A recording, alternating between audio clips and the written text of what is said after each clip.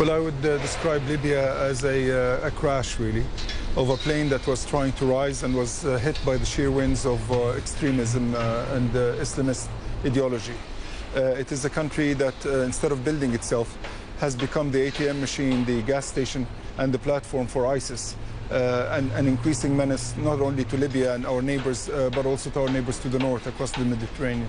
In an op-ed this week, you wrote, and I quote, "The Libyan state failed to rise from the ashes of the 2011 uprising simply because another, quote, state was the real aspiration of the Islamists. The Islamic State, you say in inverted commas, and then you refer to it as Daesh. You could be accused of lumping all your government's Islamist opponents together." Go and study the last video from ISIS in Tripoli.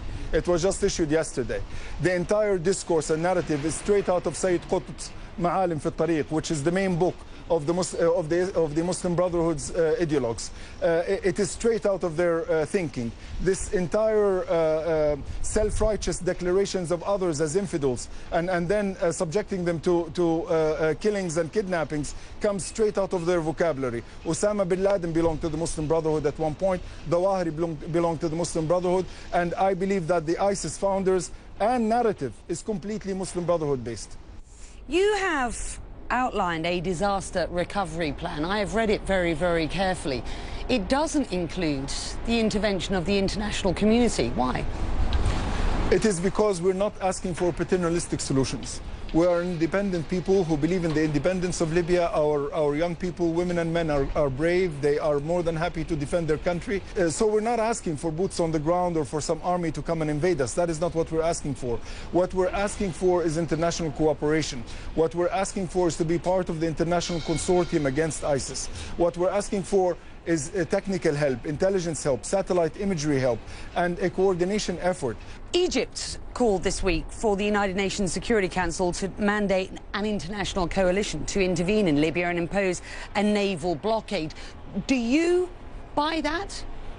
You know, when you call it a naval blockade, it sounds, very dangerous and strange. What we're asking for is to stop the flow of arms to the Islamist militias, which is continuous through the sea and through the air, because they control several airports. To what extent?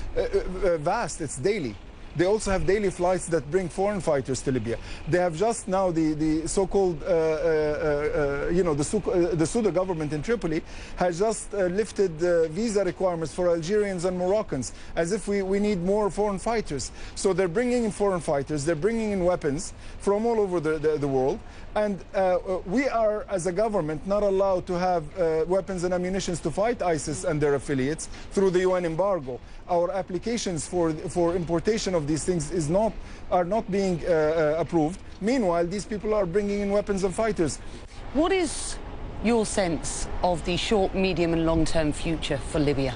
I believe if the international community lives up to the recognition it has rightly granted to the duly elected parliament and the government chosen by that parliament, it's only logical that the international community support the legitimate Libyan army. And if they do, and if they support us in our fight against terrorism, again, not by coming with an invading force or the boots on the ground, but simply supporting our efforts and allowing the army to have the equipment it needs to conduct its operations with some intelligence and technical coordination, I think we will win this fight, and we will have elections and a constitution to base that on sooner rather than later. If the international community continues to play appeasement with the Muslim Brotherhood and its output, including these extremists, the ISIS and other affiliates, then we are in big trouble, because then Libya will fall to their full control and will become the main platform for attacks on Europe.